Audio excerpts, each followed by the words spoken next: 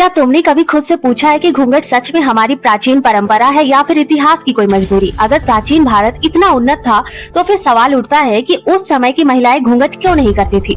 असल में प्राचीन भारत में घूंघट या पर्दा जैसी किसी भी परंपरा का अस्तित्व नहीं था, क्योंकि उस समय महिलाओं को शिक्षा, समानता और पूर्ण स्वतंत्रता प्राप्त थी। महिलाएं वेदों का अध्ययन करती थी, धार्मिक और सामाजिक कार्यों में भाग लेती थी और अपने विचार खुलकर रखती थी, जिसका प्रमाण हमें प्राचीन मूर्तियों और शिलालेखों में साफ दिखाई देता है, जहां महिलाएं बिना चेहरे ढके आत्मविश्वास के साथ दिखाई देती थी। लेकिन लगभग 12वीं शताब्दी के बाद भारत की हालात बदलने लगे, जब लगातार आक्रमण हुए और समाज में भय और असुरक्षा फैलने लगी। और इसी दौर में मुगल साम्राज्य के प्रभाव के साथ पर्दा और हिजाब जैसी प्रथाएं भारत में आई, जो पहले यहाँ की संस्कृति का हिस्सा नहीं था।